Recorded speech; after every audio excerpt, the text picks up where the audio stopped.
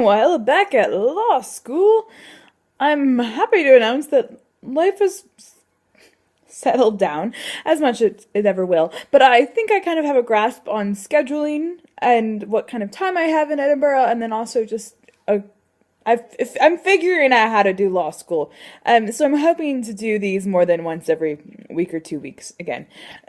So we're probably looking at 2 to 3 episodes a week. Because there's simply no need to do one every day.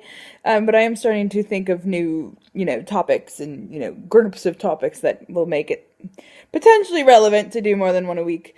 And as always, do let me know what you would like to hear about. So for today, I'm Rebecca Farnum, this is Ramblings with Rebecca, and we're gonna do another episode of This Week in Law School. Strictly speaking, it's not just this week, this is just notes that I've had on absurd things that have happened in law school in the past couple of weeks that I haven't told you about yet. So, here we go. Will-o'-the-wisps!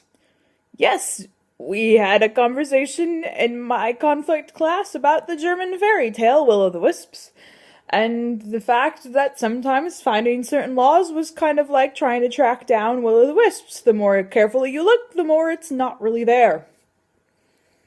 Good analogy. I don't know that it would really hold up in court very well.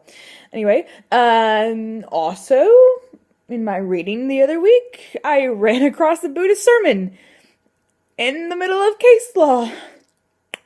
Lawyers cite all kinds of things. Really, they do. And judges and, people, when making the rationale for a case and writing out how they came to their decision, judges do in fact cite academics. How cool. And then also things like Buddhist sermons and life in general. So, hey, whoever said that religious studies minor wasn't going to be useful?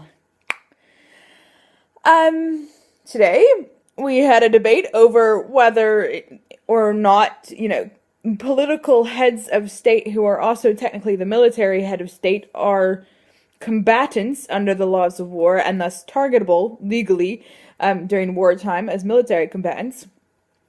This most obviously would refer to, the President of the United States, so is the Commander-in-Chief of the U.S. Armed Forces actually a combatant if he's an elected official who doesn't really hold military office outside of that?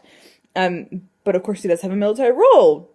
Does that mean that, he's legally involved in the war and, thus can be killed according to the laws of war or not?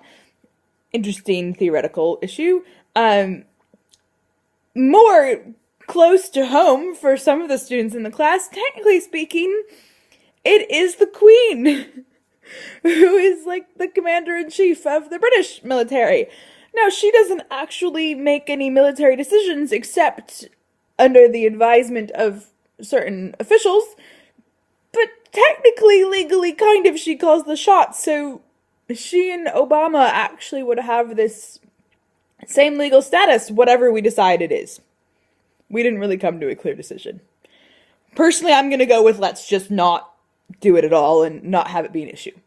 But anyway, fun, interesting, purely hypothetical debates that one finds oneself in international law school. It's an interesting time.